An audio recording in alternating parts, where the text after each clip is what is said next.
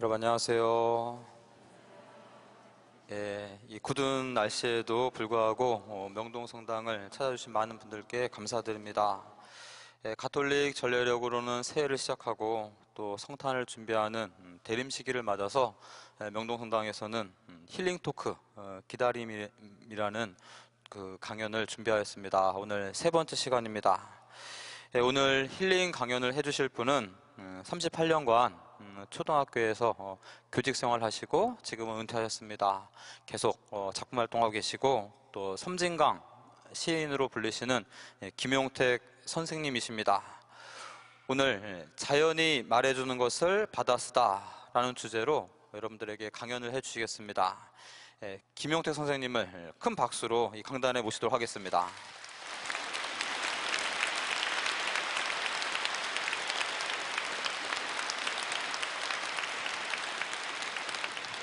이렇게 장엄한 곳에서 또 이렇게 성스러운 곳에서 제가 여러분들한테 무슨 말을 할 자격이 있는 사람인지 갑자기 의심이 드네요.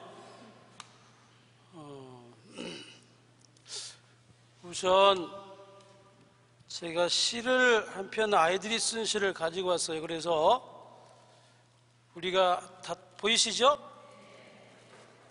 저 뒤에 보이신가요? 뒤는 안 보일 것 같은데? 어디 중간에 이렇게 화면이 있나요? 아, 그렇구나. 네. 우리가 이제 그 초등학교 2학년 승진이가 쓴 시를 한번 다 크게 따라서 다 똑같이 한번 같이 읽어보겠습니다. 아무리 식사를 안 하셨더라도 좀 큰 소리로 같이 한번 읽어보겠습니다. 제가 제목은 제가 읽고 지은이는 제가 읽겠습니다. 술래잡기 양승진. 자,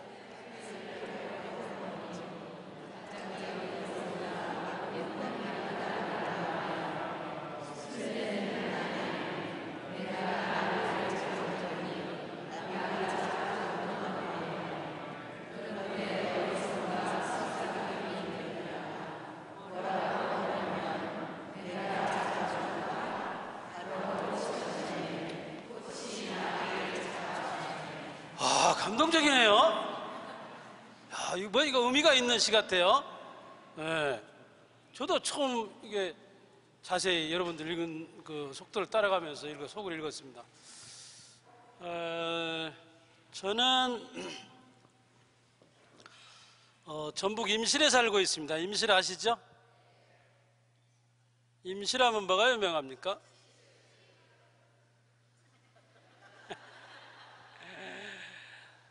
제가 다시 한번 묻겠습니다. 제가 임실에 살고 있습니다. 임실하면 뭐가 유명하죠? 네, 맞습니다. 저를 보러 와놓고 아무리 밥을 안 먹었지만 치즈를 찾으면 안 되겠죠? 공부라는 게 뭐냐면 이런 거죠. 바로 여러분들이 금방 깨달았고 또 새로운 소식을 듣고 또 새로운 정보를 통해서 뭔가 깨닫고 자기의 생각과 행동을 바꾸어서 생각과 행동을 바꾸면 내가 바뀌고 내가 바뀌면 우리가 사는 세계가 바뀌는 거죠. 결국 우리가 사는 세계를 바꾸기 위해서 여러분들이 늘 이렇게 성당에 오시고 또 이런 자리에 찾아오시는 걸로 이렇게 생각이 듭니다. 저는 전북 임실에서도 이렇게 멀리 떨어져 있는 곳에 한 30분, 임실에서 한 30분쯤 차를 타고 가면 덕친면이라는 곳이 나옵니다. 덕친면 소재지에서 한 50분쯤 걸어가면 덕친면 장산이라는 작은 마을이 이렇게 있는데 이게 제가 사는 마을입니다. 마을이 굉장히 크죠?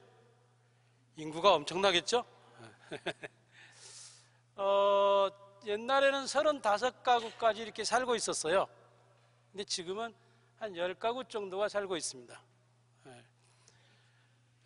오늘 저는 이 성당이지만 종교와는 별 상관이 없는 시골 이야기를 오늘 여러분들한테 좀 전할까 합니다. 이게 35가구까지 살았는데 지금 10가구 정도 사는데 마을 사람들이 마을을 만들 때에 아주 중요한 형식을 갖춥니다. 이게 임진왜란 때 피난을 와서 사람들이 살기 시작했답니다. 피난 왔는데 임진왜란 전쟁이 끝나고 나서 집으로 가야 되겠는데 에이 귀찮다고 살아버려야지 라고 생각하고 그냥 살아버렸죠. 살면서 사람들이 마을의 형식을 갖춥니다. 어느 마을이든지 다 형식이 있습니다. 대개 우리나라 모든 마을들은 대개 다 산이 있습니다. 뒤에 산을 등에다 기대죠. 편안하겠죠. 안심이 됩니다. 안정감이 있죠. 그래서 배산 그랬습니다. 앞에는 물이 흐르죠. 배산 임수입니다. 그 다음에 가장 기본적으로 갖추는 게 뒤에 있는 나무입니다. 뒷산에 있는 느티나무죠.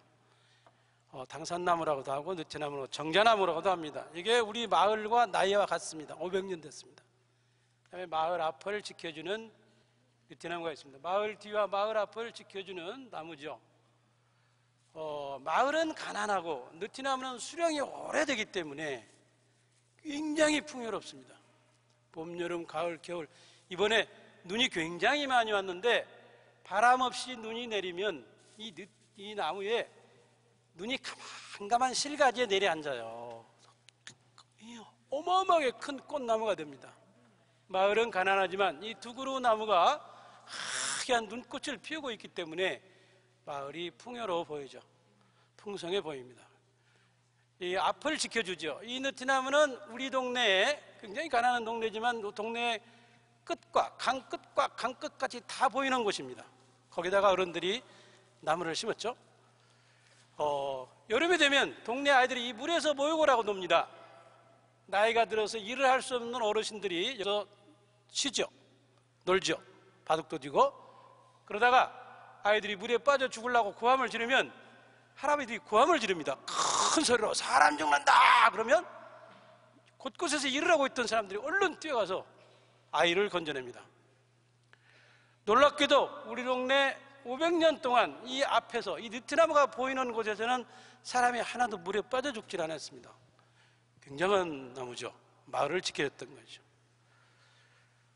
아침에 사람들이 문을 열고 나오면 모든 동네 사람들이 이 나무를 찾습니다. 문을 탁 열면 앞이 텅 비어서 너무 허전하기 때문에 뭔가를 찾아야 돼요. 헤매다가 느티나무에 딱 시선이 고정되면서 하루가 안정된 삶을 하루를 지낼 수가 있습니다. 굉장히 중요한 나무죠.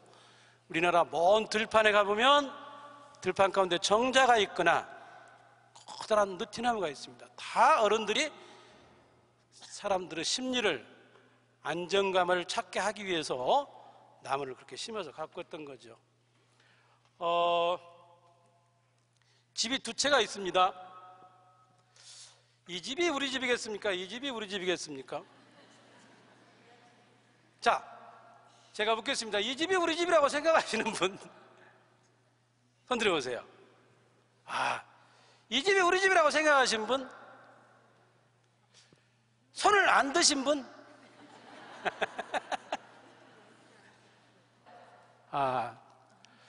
이 집은 우리 큰 집입니다.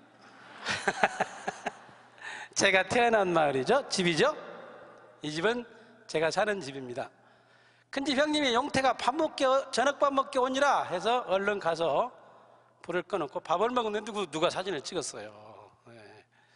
이 집이 굉장히 커 보이죠. 이게 12평 반입니다. 아주 조그마한 방이죠.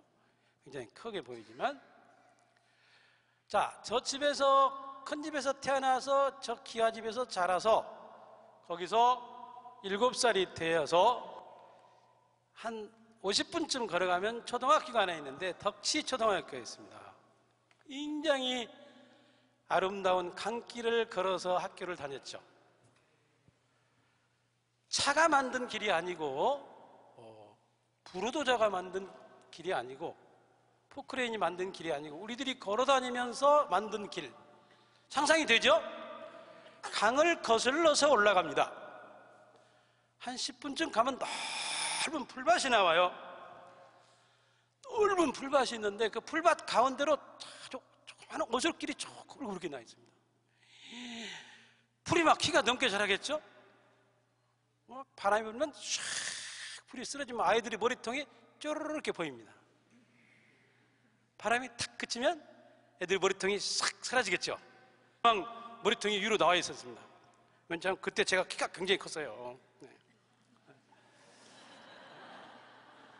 자, 그렇게 넓은 풀밭을 이렇게 굽이 길을 따라서 지나가다가 조금 가면 넓은 호수가 나타났어요.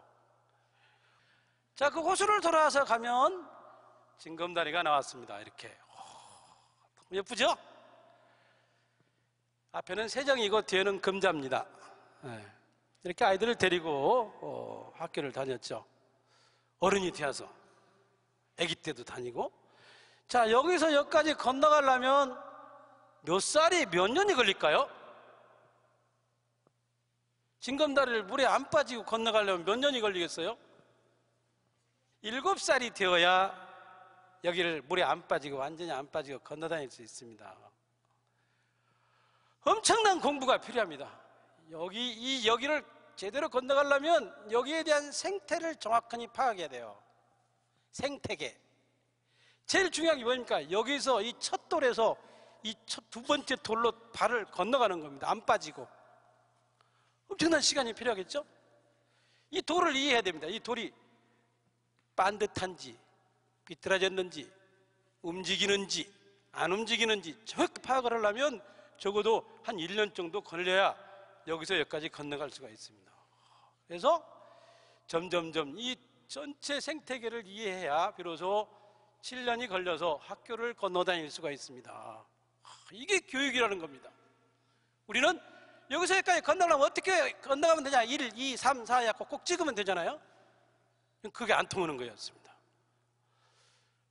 여기 웬 처녀가 이렇게 머리를 감고 있죠? 이 세상에서 제일 아름다운 여인은 흘러가는 강물에 머리를 감고 머리를 탈탈 뒤로 털 때예요. 자, 이렇게 예쁜 이 생태계를 이해하면서 저는 학교를 다녔죠. 이렇게 예쁜 길을 걸어서 다녔습니다. 가을이죠? 이런 강구비를 따라서 다녔습니다. 이게 이리 걸어다니면 금방 다 시인이 되겠죠? 고개를 끄덕거리는 분은 굉장히 제가 기분 나쁜 분입니다. 친구들이 와서 그래요. 나도 여기 살면 시인을 쓰겠다 말하는 거예요. 기분 나쁘지요. 자, 이렇게 예쁜 강길을 따라서 학교를 다녔습니다. 느티나무 강굴이 있죠? 야, 이게 제가 심은 느티나무입니다. 사람들이 안 믿어요, 이걸. 제가 이 나무 때문에 늘 괴롭습니다. 왜냐하면 사람들이 찾아오면 놀다가 이 나무 생각이 나는 거야. 그러면 야, 이거 내가 심었다 이렇게 말해요. 그러면 다 뻥이요 그러는 게 말도 안 돼 그러는 거죠. 그럼 제가 괴롭습니다. 한 이틀 잠을 못 자요. 왜냐하면 이건 사실이요. 사실. 내 이론도 아니고 내 주장도 아니고 내 의견도 아니야. 사실을 안 믿어버리는 거야, 사람들이. 우리 사회가 얼마나 불신사회인가를 저는 이 나무를 보면서 느끼는 거죠. 안 믿으니까 정말 괴로워요. 제가 40살 때 이 나무를 심었습니다. 27살 때. 그러니까 지금 제가 67이기 때문에 40년이 됐어요. 엄청나게 크죠? 이 그늘로 사람들이 200명이 들어가고도 12명이 남습니다. 우리 형님이 더우니까 와서 런닝샷을 입고 서 있네요. 자, 저는 그렇게 저 작은 마을에 태어나서 자랐습니다. 초등학교를 다니고 이웃에 순창 아시죠?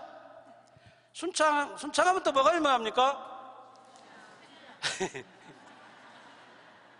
하여튼 아무리 그렇더라도 계속 먹을 것만 찾으실 거예요. 고추장으로 유명한 순창중학교와 순창농민고등학교를 졸업했습니다. 그리고 다시 선생이 됐습니다. 그 전에 한때 딱 68년에서 69년 사이에 전국에 초등학교 교사가 너무 모자라기 때문에 교육부에서 어떻게 할 줄을 몰라서 허둥대다가 에라 안 되겠다, 고등학교 졸업한 사람들한테 시험 봐서 합격이 되면 4개월 동안 강습을 시켜서 선생으로 내보냈어요. 그때나 지금이나 문교부는 허둥대. 대책을 못 세워요. 그 제가 선생이 됐어요. 그래가지고 덕지초등학교로 발령이 났습니다. 제 모교로. 그래가지고 선생님이 한 학기 5년밖에 못 있기 때문에 덕지초등학교 5년 있다가 다른 데 가라고 그러잖아요. 이웃학교에 가서 1년 있다가 얼른 덕지초등학교로 와요. 그리고 또 갈 때가 되면 또 이웃학교 가서 1년 있다가 얼른 덕지초등학교로 와요. 그 6번째 왔죠. 6번째 왔는데 제가 환갑이 됐어요. 그래서 내가 또 가라고 그런 거야. 5년 줬는데. 그래서 내가 교육장한테 전화를 했어요. 어이, 나도 이제 나이가 환갑이네. 너희들이 가라고 해서 가고 오라고 해서 온라인은 지난 것 같아요. 나 안 갈래. 그랬더니 그럼 더 1년 있으라고 그래가지고 1년을 더 있었습니다. 덕지초등학교를 몇 년 다녔어요? 초등학교 6년, 그 다음에 선생으로 31년을 있었습니다. 그래서 덕지초등학교에서만 37년을 다녔습니다. 세계에 유례가 없는 그런 선생님이죠. 제가 생각해도 훌륭한 것 같아. 그거 하나만. 저는 농사를 짓고 사는 어머니와 같이 살았습니다. 농사를 짓고 살았어요, 다. 우리 어머니는 학교를 안 다녔어요. 글자도 몰라. 책도 안 읽었어. 선생님도 없어. 교회는 더구나 안 다녔어. 그건 교회가 없었으니까. 천주교도 없고 불교도 없고 너무 골짜기였기 때문에. 근데 놀랍게도 우리 어머니는 학교를 안 다고 공부를 안 했는데도 밥을 잘했어. 책을 안 봤는데 밥을 잘하는 거야. 팥도 잘 매. 팥을 너무 잘 매. 떡도 잘해. 못 하는 게 없어. 저 마을에서, 저 작은 마을에 사는데 아무 지장이 없어. 아무것도 안 배웠는데, 성경도 안 배웠는데, 성경도 안 읽었는데 아무 지장이 없는 거야. 놀랍잖아요?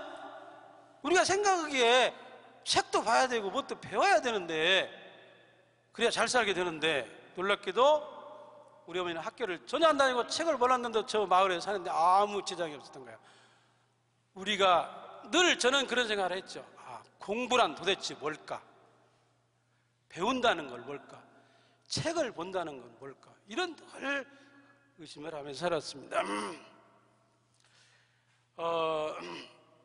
우리 어머니는 공부를 따로 하지 않았기 때문에 삶이 공부였습니다. 사는 게 공부였죠. 놀라운 일이야.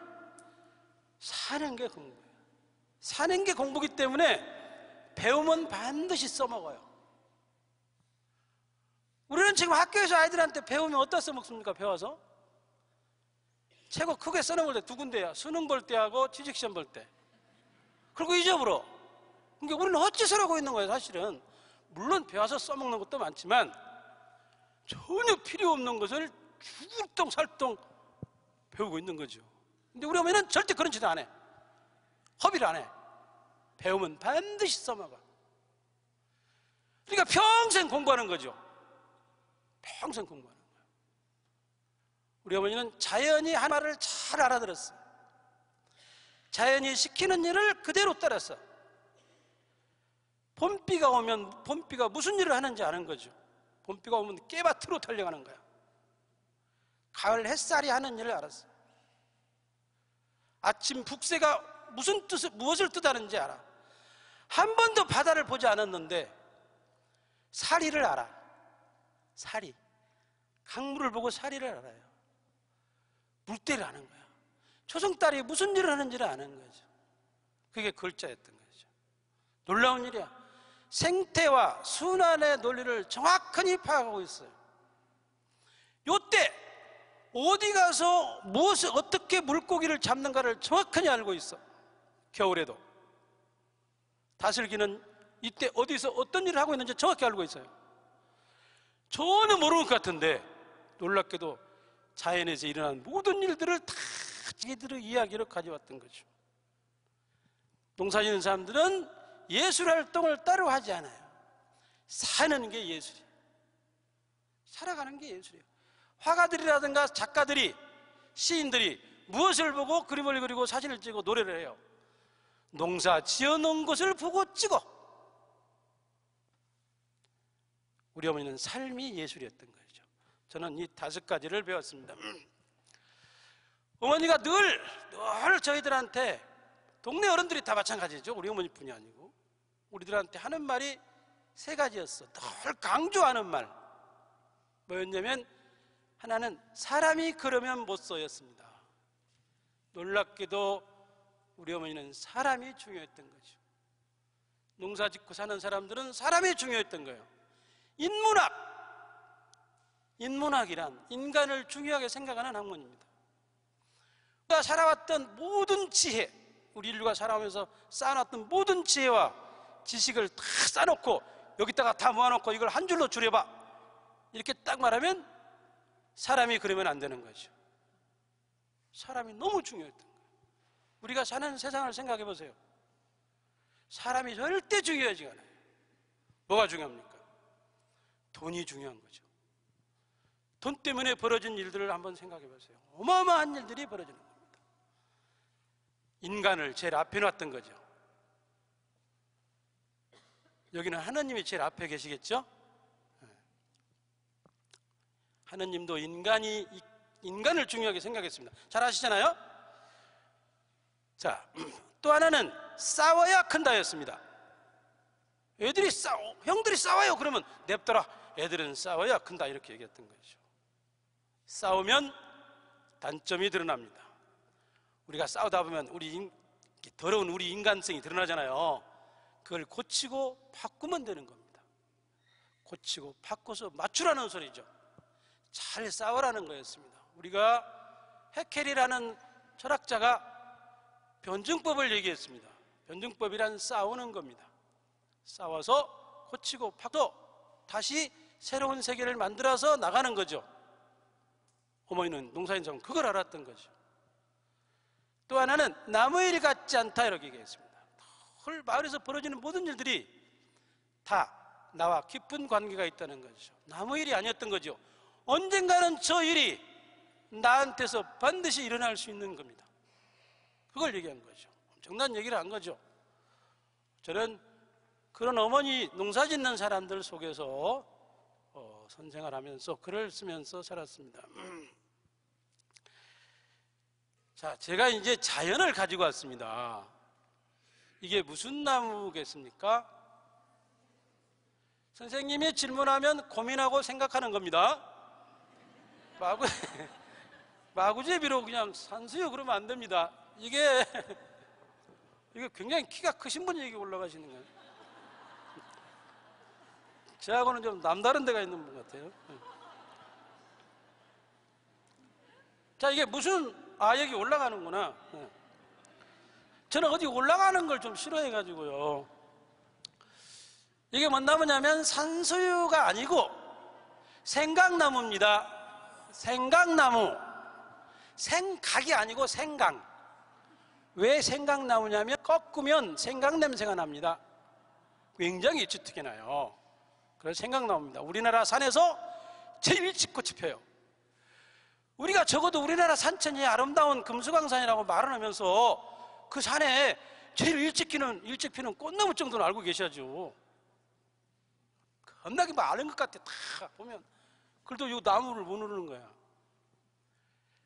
이 나무는 동백꽃이라고도 합니다. 김유정의 동백꽃은 이 동백꽃입니다. 선운사에 있는 사철 푸른 동백이 아니고 이 동백이죠. 자, 이 나무가 또 있어요. 이게 뭔 나무입니까? 자기나무입니다. 이거 여기 아시는 분들이 많습니다. 네, 짜고떼나무라고도 하죠. 이 나무는 우리나라 산에서 제일 늦게 잎이 핍니다. 제가 왜 이런 걸 이 하찮은 것들을 가져왔냐면, 우리는 너무 중요한 것들만 알려고 그래요. 너무 많은 지식만 알려고 있는 거예요. 있는 것을 안 보고 너무 많은 지식만 얻으려고 하는 거죠. 우리나라 산에서 제일 늦게 잎이 핍니다. 이 나무는 순이 올라오면서 잎이 펴요. 자, 이 나무 이파리가 피면 동네 우리 어머니들이 산에 가서 밭에 가서 일을 하다가 집에 돌아오면서 꺾어가지고 해를 가리고 옵니다. 뜨거우니까. 이렇게 가리고 막 와서는 어디다 놓습니까? 호박구덩이에다 놨습니다. 호박구덩이. 호박구덩이 왜 호박구덩이에 놨냐면 저 나무 이파리가 제일 늦게 피기 때문에 나무 이파리를 꺾어가지고 와서 호박구덩이에 놓으면 나무 이파리가 떨어져서 호박에 거름이 됐어요. 근데 놀랍게도 저 나무 이파리가 서로 부딪혀서 소리가 안 날 때 거름을 해야 그 해에 썩어서 거름이 됩니다. 근데 나무 이파리가 부딪혀서 소리가 나면 그 해에 안 썩어요. 내년에 거름이 되는 거야. 농사짓는 사람들은 과학자들이었다 그 말이죠. 그렇게 생태계를 정확히 파악하고 있어요. 나무 이파리가 피면 우리나라 산천에 연두색에서 초록으로 건너갑니다. 저 남산이 막 연두 초록으로 건너가는 거예요. 너무 찬란할 때죠? 너무 아름다울 때입니다. 그때가 꽃보다 더 이뻐. 나무 이파리들이. 그렇죠? 서울에도 엄청 예쁜 나무들이 많잖아요. 자, 그러면 남산이 바람이 산바람이 불어요. 그때 밑에서 위로 바람이 불어올라오면 남산이 뽀얗게 보일 때가 있어요. 그럴 때 보셨어요? 근데 뭘 보고 다니시는데? 아니 근데 뭘 보고 다니시는데 뽀얗게 보일 때가 있어요. 그러면 우리 어머니가 이렇게 말했어. 용태가 저렇게 참나무 이파리예요. 참나무 이파리가 뒤쪽에 뽀얗네요. 그래서 바람이 불면 뒤집어지니까 뽀얗게 보이는 거야. 그러면 용태가 저렇게 참나무 이파리가 하얗게 뒤집어지면 사흘 후에 비가 온다 그랬습니다. 사흘 후에 진짜 비가 왔습니다. 농사 짓는 사람들은 참나무 잎이 무엇을 하는지를 알았다 그 말이죠. 수천 년 동안. 그러면 이때 이 새가 퍽 솟으면서 울어요. 내가 이 새를 안 가지고 오려고 그랬어. 안 따라오려고 그래요. 왜? 서울에 가야 춥고 찾길도 복잡하고. 근데 뭐덕에 선생님 뭐덕에 갑니까? 그래서 글도 오늘 명동성당이다. 그러니까 한번 가서 한번 날아다녀 보자. 그렇게 데리고 도시 사정해서 데리고 왔어요. 이 새가 무슨 새겠습니까? 근데 모르는 거야. 봐. 근데 내가 안 데리고 오려고 했다니까. 네? 노란새? 초등학교 1학년입니까? 꾀꼬리입니다. 꾀꼬리. 꾀꼬리죠? 아이고 이쁘죠? 자, 이렇게 꾀꼬리가 연두색에서 초록으로 건너가는 때 오동꽃이 펴요. 오동나무꽃. 그때 이제 이 새가 울죠. 이 새가 울면 어머니가 이렇게 말했어요. 용태가 꾀꼬리 울음소리 듣고 참깨가 나고 보리 타자가는 도리깨 소리 듣고 토란이 난단다 그랬어. 받았으면 뭐가 돼요?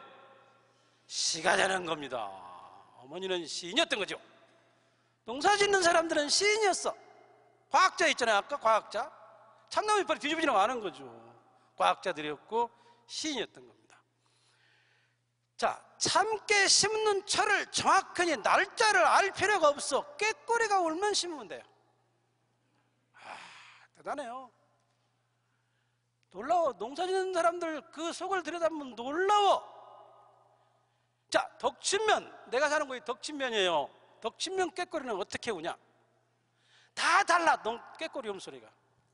덕친면 꾀꼬리는 이렇게 울어. 덕지 조사방 3년 묵은 술값 내놔 이렇게 울어요.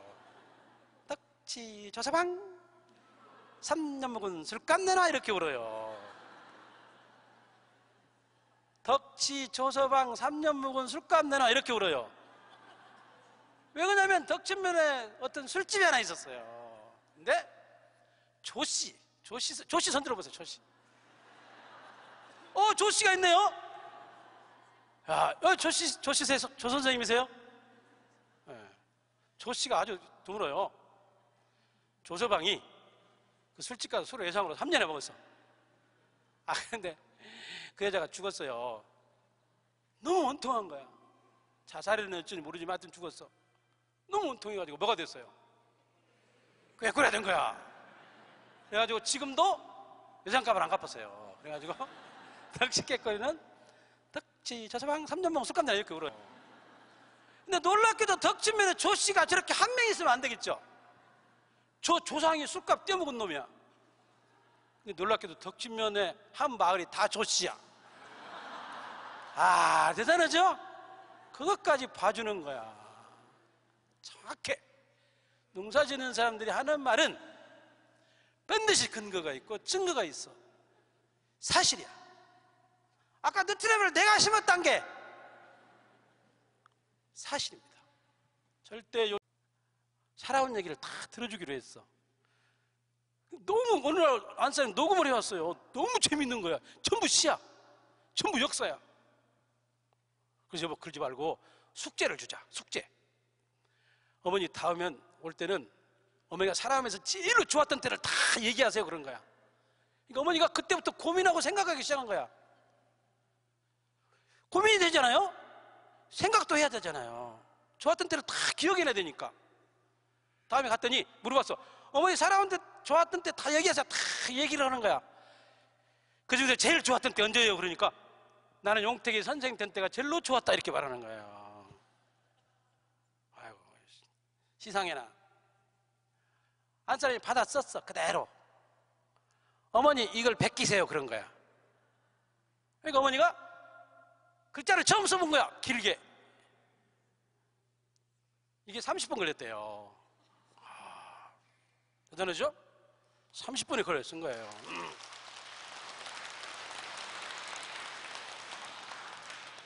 우리 어머니가 박수 받았다고 하면 굉장히 좋아하실 텐데, 근데 이가 이래가지고 요새 또 참 죽겠어 나 진짜. 어머니가 이가 이래요. 나중에 틀니를 해줬는데 막 틀니가 좀 벽을 판가 봐. 거의 뭐 다 죽는 소리를 하더라고. 또 병원에 가서 괜찮다고 그랬더니 또 멀쩡이시여. 맞추들 못이여. 진짜 못 맞춰. 내가 우리 안사람 결혼을 나한테 와가지고 내가 그랬어요. 여보 절대 엄마한테 지지 마. 그래서 엄마하고 옳고 그런 건 반드시 따져. 왜 며느리는 다 지고 들어가야 돼? 둘이 맨날 싸웠어요. 지금은 잘 살아 둘이. 아 근데 금방금방 글씨가 늘어요. 이렇게 우리 집이 제일 좋았던 때 이뻤을 때 달이 환히 떴을 때 집을 보면 집이 그렇게 이뻤다 이렇게 잘 쓰죠? 아니 이렇게나 꽃자점 써놨는 거 봐봐.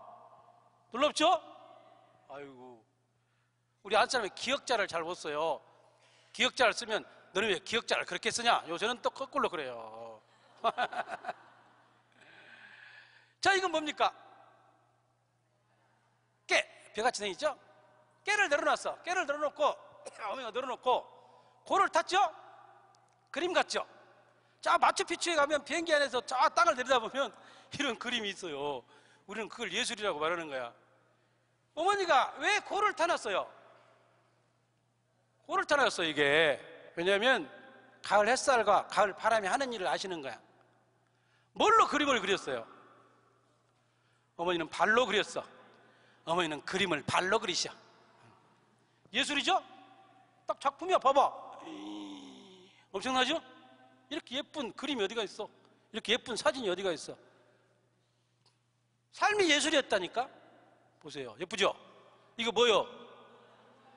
호박이요, 호박. 그렇게 고민하지 마. 고민하라고 계속 얘기해도. 이거 호박이에요. 어쩌면 이렇게 다 다르게 잘랐는가 몰라. 다 다르게 잘라서 이렇게 내려놔서. 아이고, 달 같아, 달. 그렇죠? 예쁘게 들어오는 거야. 찍으면 그냥 예술이야. 근데 이제 어머니께 술을 놓으셔요, 수. 술을 놔. 상여 수도 안 나봤어. 어느 날 우리 안 사람이 바늘하고 실하고 비단 쪼가리를 갖다 줬더니 안 한다고 막 처음에는 막, 나 아파 죽겠는데 그러다가 심심하니까 드디어 술을 놓기 시작해요. 너무 예쁘죠? 오, 살아있네. 살아있어. 아, 그런데 오늘날 우리 집에 오셔서 어머니가 내가 지금 여기 앉아있어요, 앞에. 오늘 제 뒤에서 이러는 거예요, 혼자. 아이고, 사람을 겁나게 죽이고도 잘들만 살더만 죽기는 왜 죽어?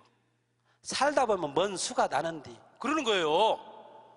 뭔 책을 보면서 가서 봤더니 노무현 대통령이 청와대에서 비서들하고 쭉 나오는 책이었어요. 대단하죠? 살다 보면 먼 수가 난다 그 말이에요. 너무 살다 보면 먼 수가 나는 거예요. 자기가 살아온 삶의 철학을 한마디로 딱 설파해버린 거예요. 놀랍죠? 책을 읽어 이제 아주 지식인이 다 됐어. 딱 저렇게 책을 읽는 거예요. 내가 책 중에 하나가 우리 마을 옛날에 살았던 사람들을 다 가족별로 다 이름을 썼어요. 우리 마을의 지명을 다 이름을 썼어. 그랬더니 책이 한 권이 돼요. 그 책을 지금 어머니가 보고 계신 거야. 그때 뭐라고 하냐면 다 보고 나서 아이고 하나도 안 빠지고 다 썼다이 나보러 그러는 거예요. 대단하죠? 참. 어머니가 놓은 거예요. 장욱진 선생 그림 같죠? 장욱진 선생 똑같아. 그림 봐봐. 오, 진짜 작품이요. 예술이요. 장욱진 선생님이 꼭 이렇게 집을 그리거든. 대단하죠? 이렇게 예쁘게 그림을 그려. 이게 흑살이 껍데기. 고스톱 칠 때 아주 필요하죠? 봐봐요. 살아있죠, 이렇게? 자, 이렇게 어머니께서 자기의 삶을 바꿨습니다. 자기의 아픔과 고통을 이겨내면서 자기의 삶을 바꿨어요. 어머니가 바뀌니까 자식들이 바뀝니다. 어머니가 편안하세요. 기다리지 않습니다. 자식들한테 아쉬운 소리 안 해요. 자존심, 자존감을 회복한 거예요. 스스로 혼자 사는 거죠. 인간으로서 권위와 위엄을 어머니 스스로 찾은 거예요. 굉장히 의젓하십니다. 의젓하고 의연해요. 집에 와서도 절대 말 안 씁니다. 조용히 앉아있어요. 바늘과 실만 떨어지면 안사람한테 전화해. 그럼 안사람이 얼른 갖다 사다 드려요. 잊었어. 어머니를 잊어버렸어요. 우리도. 어머니도 우리를 잊어버리고 사십니다. 이제 아플 때만 없이 아프면 지금도 찾지요.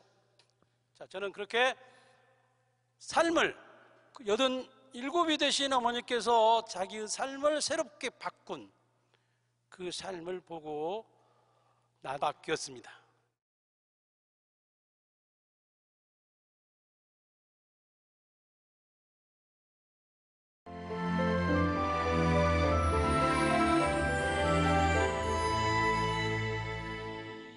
자, 이렇게 어머니께서 자기의 삶을 바꿨습니다. 자기의 아픔과 고통을 이겨내면서 자기의 삶을 바꿨어요. 어머니가 바뀌니까 자식들이 바뀝니다. 어머니가 편안하세요.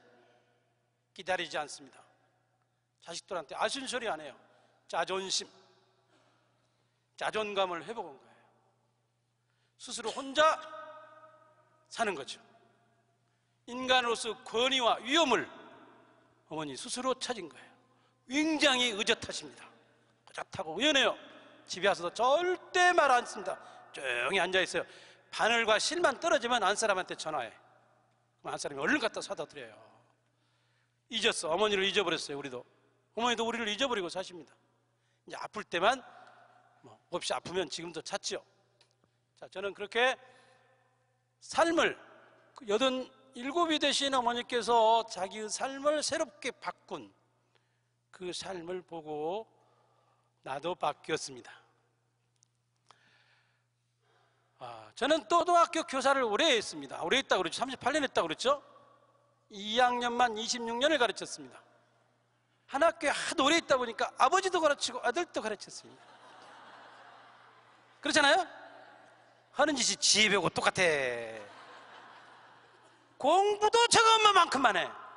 제가요, 저 지난주에 부산의 어떤 구청에 가서 공무원들하고 강연을 했어요. 공무원들이 피곤하잖아요. 잔 사람이 있었습니다. 그래서 제가 뭐라고 했냐면, 지금 제가 강연하는데 주무시고 계신 분은, 그 자제분은 틀림없이 지금 학교에서 공부 시간에 선생님 말씀 안 듣고 아마 자고 있을 겁니다. 그랬어요. 그랬더니 그냥 놀랍게도 퍼뜩 정신이 들어서 하여튼 자식들은 귀한가 봐. 앉아 다 듣고 있더라고요. 어쨌든 하는 짓이 집하고 똑같습니다. 공부도 얼마만큼 하고. 다 도시로 전학을 와서 2학년 가르칠 때 3명, 4명을 가르쳤어요. 3명 가르칠 때 제일 좋았어요. 1등, 2등, 3등. 꼴등이 없어요. 꼴등이 없는 천국이 거기 있었습니다. 우리는 끊임없이 등수를 세워서 나래비를 세우잖아요. 수능이 뭡니까? 1등부터 끝자리까지 딱 줄 세우는 거잖아요. 1등, 2등, 3등만 있는 거야.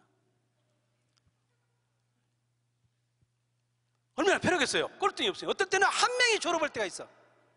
졸업생이 한 명. 상상해보세요. 졸업생 한 명이 딱 앉아있는 거야. 교육장부터 와서 군의원, 도의원 다 쭉 앉아있어요. 상을 28가지를 다 탑을 혼자 못 들고 가. 경운기를 가지고 와서 실어가. 그럴 거 아니에요?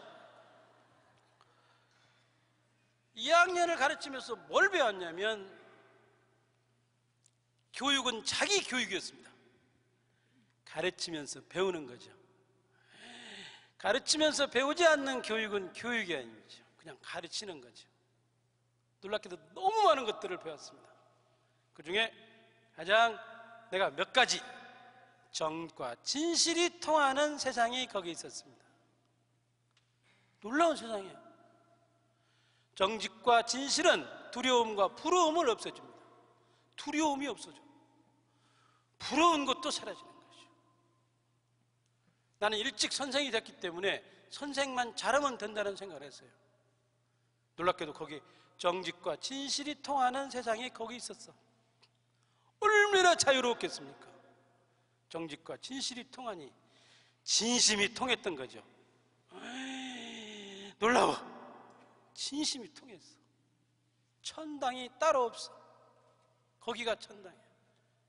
마음을 주면 마음을 받았어. 도로 마음을 주는 거야. 대로 주면 말로 마음을 줘. 엄청난 세상이 거기 있었던 거예요. 얼마나 재밌었겠어요, 사는 게.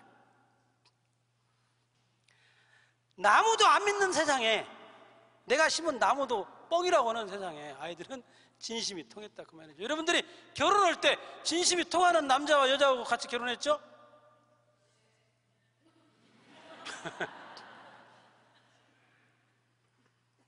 지금도 진심이 통하는지 어쩐지 모르겠어요. 진심이 통하기 때문에 아이들의 삶은 진지하고 진정성이 있습니다. 우리 어른들 살면서 다 잊어버린 것이 아이들은 다 가지고 있었던 거죠. 진지해. 진정성이 있어. 진지하고 진정성이 있기 때문에 아이들은 늘 모든 것들이 다 새롭고 신비로워. 가장 중요한 거야. 늘 새로워. 지금도 자기 남편이, 아내가 신비롭고 새로우신 분,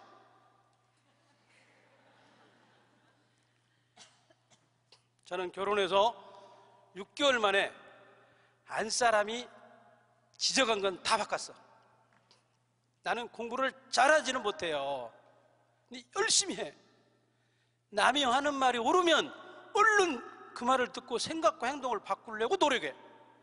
실제로 바꿔. 그게 공부야. 얼른 생각과 행동을 바꾸는 거야. 죽어도 남의 말을 안 믿는 사람들이 많아요. 어른들이 될수록. 다 바꿨어. 너무 편해. 안 사람이 이래줬으면 쓰겠다는 게 없어졌어. 그런데 내가 얼마나 자유로워요. 나도 마찬가지. 안 사람이 이래줬으면 좋겠다는 게 하나도 없어. 서로 다 바꾸고 고치고 바꿔서 맞췄어. 얼마나 편하겠어. 지금 살면서 여보 밥 먹으면서 물 좀 줘 이래 보기 별로 없어. 물도 내가 떠다 먹어.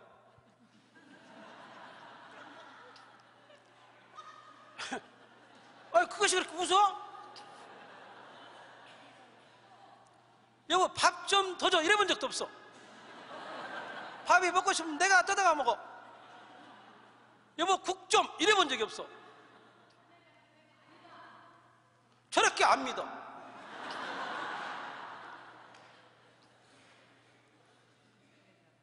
보지 않고 믿는 자가 자, 우리 안사람 생일을 챙겨줘 본 적이 없어요. 결혼 기념일도 한 번도 이벤트를 해본 적이 없어. 나는 평소에 잘해.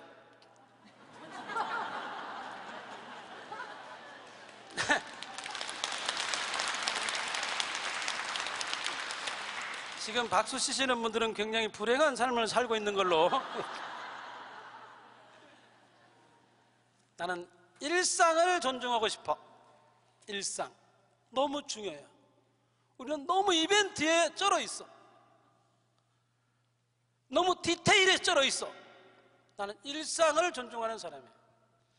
일상적이고 구체적인 삶 속에서 나하고 같이 사는 한 인간을 존중하고 존경하는 거예요. 어떻게 같이 밥 먹으면서 똑같이 밥 떠먹으면서 여보 국 좀 더 줘 이럴 수가 있어. 이건 웃을 일이 아니야. 너무 중요해. 나는 늘 우리 안 사람이 저 귀퉁이에서 내 강연을 듣고 있다라고 생각하고 강연을 해. 내가 집에서는 아무렇게나 살고 나와서 이렇게 말하면 우리 안 사람이 저기서 들으면서 뭐라고 하겠어요? 속으로 야 이 새끼야 나한테나 잘해. 그러고. 이건 너무 중요한 얘기예요. 나하고 같이 사는, 늘 얼굴을 맞대고 사는 한 인간을 존중하고 존경하는 거예요. 그래야 내가 학교에 가서 아이들 앞에 서서 사람은 말이야 자기 할 일을 자기 스스로 하는 거야 이렇게 말할 수 있어. 집에서는 함께 살면서 학교 앞에 가서 딱 쳐서 사람은 말이야 정직해야 돼 이렇게 말할 수, 이런 이중인격자들이 너무 많아 우리나라에. 다 뻥이야. 저 느티나무는 절대 뻥이 아니라니까. 자, 그렇게 늘 아이들은 세상이 새로워라. 새롭기 때문에 신비로워. 너무 재밌겠죠. 아내가 새로우면 얼마나 좋겠어. 여러분들은 남편 늘 새로우면 얼마나 좋겠어. 놀랍게도 여러분 남편은 별로 새로운 건 없고 늘 신기해. 신비롭지 않고 신기한 거야. 신기한 건 어제 한 일을 오늘 또 하는 거야. 어제 해놓고 또 해. 고치면 되는데 안 고치는 거야. 그러니까 신기해. 얼마나 좋겠어요. 새로워지면. 아내가 눈부신 거야. 새롭다는 건 눈부시잖아요. 새봄 눈부시는 거야. 꽃이 피고 새가 울고 잎이 피고 거듭거듭 자연은 자기 자신을 혁명해 나가. 늘 새롭게 우리들에게 보여주는 거야. 그래서 우리가 너무 자연을 아름답다고 생각하는 거죠. 그러듯이 저 봄날에 저 산천처럼 우리 안사람이, 우리 남편이 새로우면 얼마나 좋겠어. 얼마나 신비롭겠어. 얼마나 감동적이겠냐고 말이죠. 새롭고 신비로워야 감동이 오는 거죠. 감동해야 마음이 움직이는 겁니다. 감동은 우리 안 보여. 안 보이지만 느끼고 스며들어서 우리들의 생각과 행동을 바꿔놔버려요. 그래서 그게 감동이라고 그러는 거죠. 그런 아이들에게 글쓰기를 가르쳤습니다. 어떻게 가르쳤냐? 나무를 정해줬어. 자기 나무를 정해주는 거죠. 한 그루 나무를 정해주고 그 나무에서 어떤 일이 일어났는가를 보게 하는 거예요. 나무 하나만 자세히 보게 하는 거죠. 자세히 보아야 무엇인지 알게 되는 겁니다. 무엇인지 알아야 이해가 되는 거죠. 이해가 되어야 그것이 비로소 내 것이 되는 겁니다. 지식이 내 것이 될 때에 비로소 그것이 인격이 되는 겁니다. 인격이란 사람을 귀하고 소중하게 가꾸어 주려는 마음이야. 귀하고 소중하게 가꾸려는 마음인 거죠. 인격이라는 게. 공부를 많이 하면 훌륭한 사람이 되어 있어야 돼. 돈을 많이 벌어 있으면 훌륭한 인품을 갖고 있어야 되는 거죠. 그것이 이치요. 세상의 바른 길이요. 놀랍게도 우리는 그렇게 정말 공부를 많이 해서 존경하는 사람이 별로 없어. 돈을 많이 벌었다고 해서 누가 사랑하지 않아. 단 부러워할 따름이야.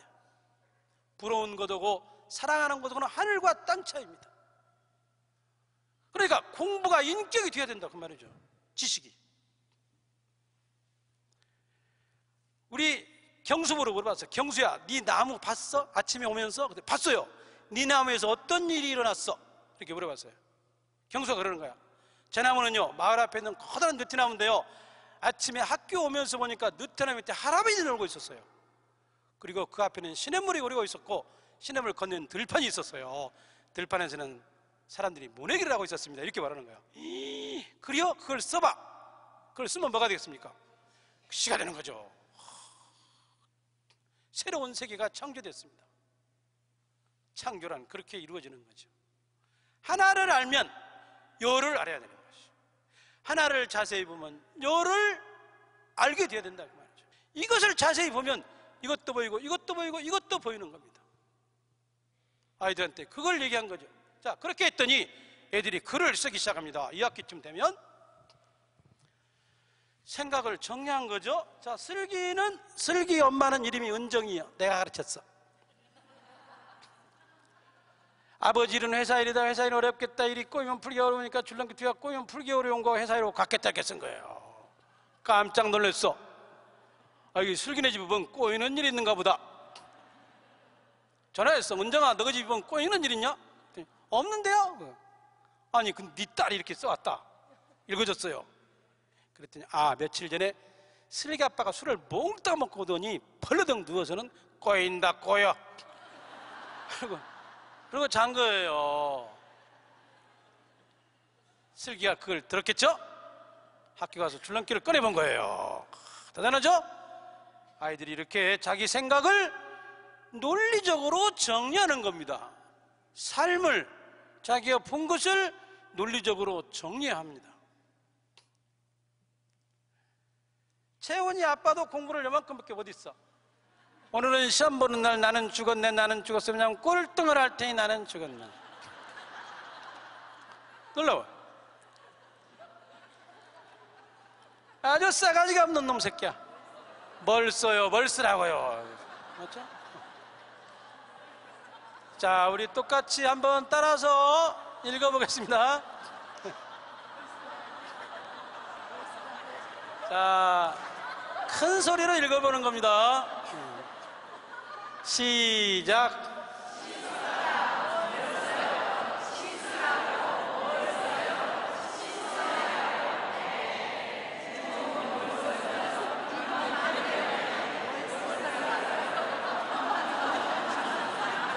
재밌죠? 저하고 한 얘기에 나하고 한 얘기를 그대로 옮겨 쓴 거죠. 언니가 코를 골아요. 코골코골 참 시끄러워요. 숨이 팔딱팔딱 뛰어요. 동시에 안 쓰고 잤어요. 언니가요. 언니는 나한테 혼났어요. 자, 이 시를 우리가 한번 또 낭송을 해보는 겁니다. 너무 예쁜 시기 때문에 사람이 마음을 비우면 어떤 일들이 일어나는지, 모든 경계를 무너뜨리면 어떤 일이 일어나는지를 이 시를 보면 우리가 알 수가 있습니다. 자, 내가 읽어보겠습니다. 거미줄의 이슬이 동글동글 바람에 흔들린다. 가만히 들어보면 음악이 들릴까? 대단하죠? 모든 사람들이 다 천재가 되는 겁니다.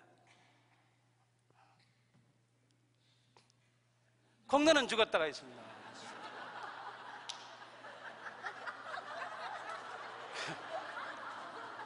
재밌죠? 너무 재밌죠? 이 시를 아이들이 베껴서 벽에다가 붙여놨어요. 박완서 선생님께서 살아계실 때 이따금 우리 학교에 오셨어요. 오늘 이 시를 보고 그러는 거야. 아이고 김 선생 이라봐, 이놈은 진짜 시를 잘 쓰네, 커서 훌륭한 시인이 되겠네, 그러는 거예요. 그래서 뭐라고 하냐면, 선생님 그 시는 제 시입니다. 그래서 이건 제가 쓴 시예요. 잘 썼지. 저도 훌륭한 시인입니다. 제가 박완서 선생님께서 그러셨다니까. 아유 진짜, 쥐는 나쁜 놈이다, 먹을 걸 살짝 다 가져간다, 그러다 쥐 안고 죽는다.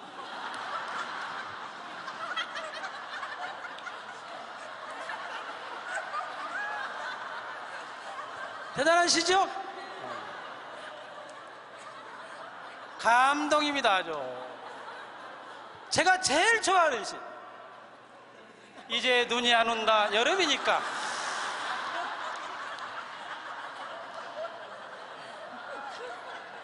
이해가 없죠?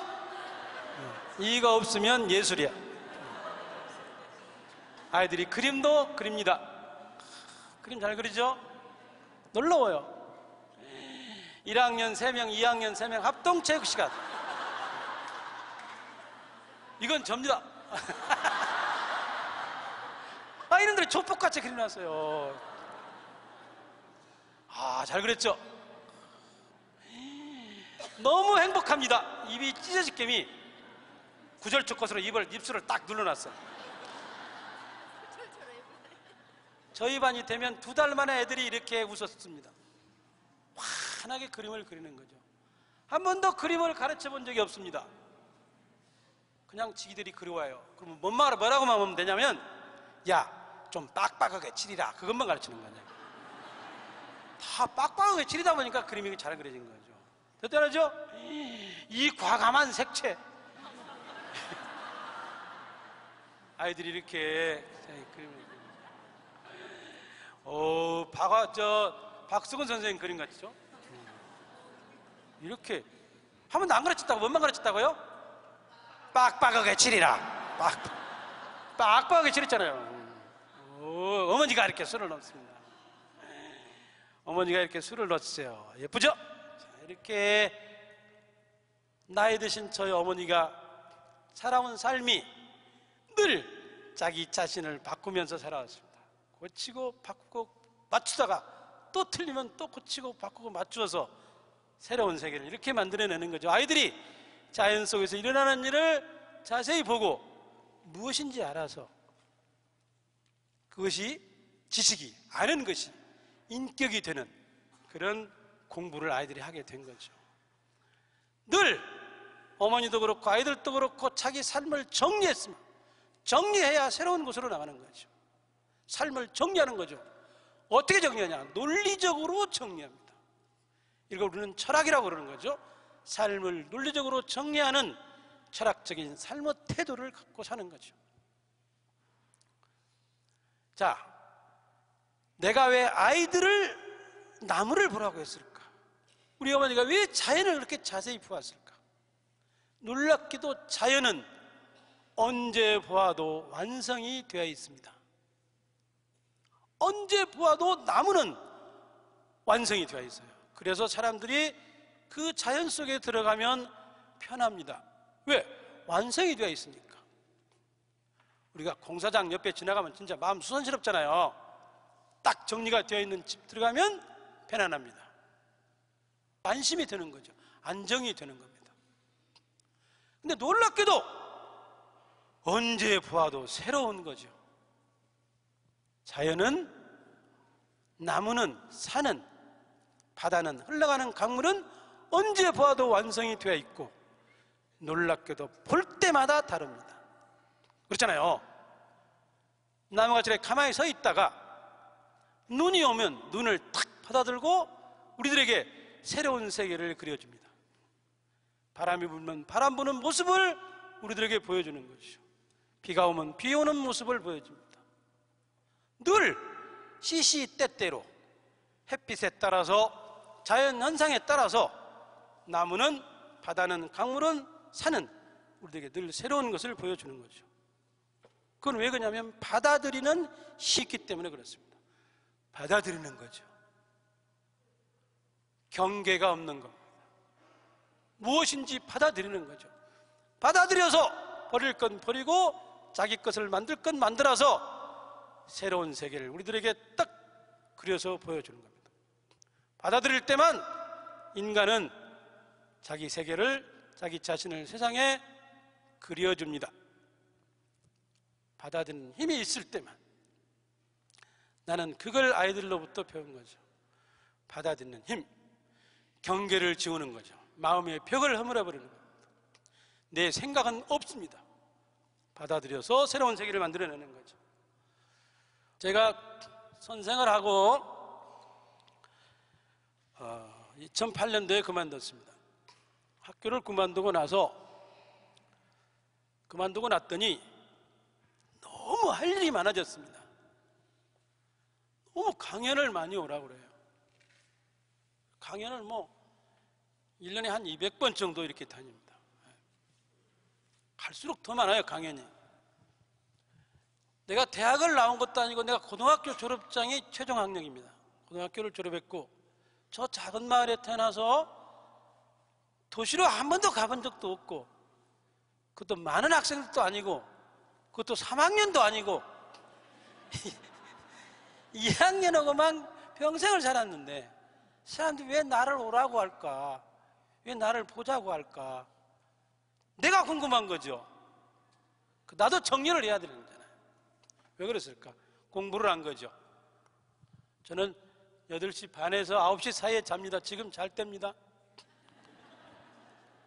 지금부터는 잠꼬 됩니다. 일찍 자기 때문에 일찍 일어나 봅니다. 3시쯤 일어납니다. 여러분들이 술 먹고 들어올 때죠? 그때 일어납니다. 신문을 봅니다. 신문을 보는 거죠. 새로운 소식을 아는 거죠. 아침에 신문을 3개를 봅니다. 서울서 나온 신문 하나, 전라북도 나온 신문 하나, 3개를 봅니다. 이게 1시간 반쯤 걸립니다. 평생 그렇게 살았습니다. 사설과 평론, 컬럼을 찾아 읽는 거죠. 인터뷰 기사를 찾아 읽는 거죠. 그게 제가 아는 아침의 공부입니다. 공부를 했던 거죠. 우리 어머니처럼 삶이 공부였습니다. 살아가는 게. 하나는 환경을 생각하는 삶이었습니다. 늘 시골에 살다 보니까 강이 점점 죽어가는 거죠. 너무 절박하잖아요. 환경을 생각하는 삶을 살았습니다. 또 하나는 예술적 감성을 놓치지 않고 살았죠. 예술을 자랑했습니다. 그림을 좋아했죠. 영화를 좋아했죠. 그러다 보니까 그냥 작품을 보지 않아도 자연이 예술이었습니다. 저기 떨어지는 눈송이가 예술이었죠. 작품이었던 겁니다. 흘러가는 강물이 반짝이죠. 달빛이 떨어지죠. 저런 시가 어디가 있습니까? 어머니들이 갖고 오는 농사가 다 시고 그림이고 예술이었던 거죠. 예술적인 눈으로 세상을 바라봤던 겁니다. 또 하나는 가정을 중요하게 생각하는 것, 다른 생각이 듭니다. 우리 아이들은 우리 엄마 아빠가 어떻게 사는지를 모릅니다. 요즘 아이들 언제 아이들이 엄마 아빠를 정확히 보냐면 나 때문에 싸울 때 우리 엄마 아빠는 싸우고 사는지 알죠. 밥을 먹을 때 부부간에 앉아서 정답고 다정하게 먹는 모습을 아이들이 보여줘야 돼요. 해가 넘어가면 집으로 가야 돼요. 집이를 안 가려고 그래 인간들이. 왜 헤매냐고 저기에. 집에 가야 됩니다. 너무 하찮은 가치죠. 도대체 저렇게 불을 켜놓고 12시까지 일을 하는 나라가 몇 나라나 되겠습니까? 어쩌자는 거예요? 돈은 가정 때문에 있는 겁니다. 기업은 가정을 지켜주려고 있는 거죠. 기업이 일로 인해서 다 가정을 뺏어가 버렸어. 파괴시켰어. 12시까지 일을 시키는 거야. 돈을 많이 벌어서 12시까지 자고 아침에 가고 자고 아침에 가면 뭐가 있어? 남는 게 뭐가 있습니까? 너무 중요합니다. 삶이 없는 거죠. 해가 넘어가면 집으로 가는 겁니다. 남편이 집으로 오고 있겠지 라고 생각하고 집으로 부지런히 가는 거죠. 아내가 집으로 지금 오고 있겠지? 바로 집으로 가는 겁니다. 우리 아이들에게 엄마 아빠가 얼마나 다정하고 정답게 사는가를 보여줘야 되는 거죠. 행복의 맛을 보여줘야 되는 겁니다. 사회도, 학교도, 가정도 우리 아이들에게 행복의 맛을 보여줘야 됩니다. 행복의 맛을 보고 자란 아이들이 커서 행복을 찾고, 행복이 없으면 행복을 창조합니다. 행복을 만들어내는 거죠. 우리가 행복하게 살자고 이렇게 살고 있지 않습니까? 돈을 벌려고 사는 건 아니잖아요. 행복하게 살려고 이렇게 우리가 애를 쓰고 있는 겁니다. 오늘 사실 여기 오실 필요가 없이 집에 가 있어야 돼. 자, 우리가 지난 1년을 되돌아봅니다. 생각하면 가슴이 아프죠? 가슴이 먹먹합니다. 어디가 눈둘 데도 없었잖아요. 돌아누울 곳도 없었습니다. 왜 그런 일들이 일어났습니까? 사람이 중요한 게 아니고 돈이 중요했던 겁니다. 돈이 먼저 있었던 거죠. 그 세월 속에 우리가 그 아픔을 감내하고 견디면서 세상을 다시 바꿔보자고 얘기를 하면서 살았습니다. 그러나 전혀 바꿔질 기미가 보이지 않습니다. 땅을 치고 울고 싶죠. 고통스럽습니다. 괴롭습니다. 힘들죠. 우리 모두가 다 울었습니다. 자, 이제 한 해가 어떻든 저물어 갑니다. 새해가 돌아오죠. 돌아오는 새해에는 떠난 것들이 돌아오게 하고 굽은 것들을 반드시 펴고 막힌 데는 뚫어서 우리들의 인간의 훼손된 자존심을 회복하는 그런 한 해가 되었으면 좋겠습니다. 여러분, 올 한 해 사시느라고 너무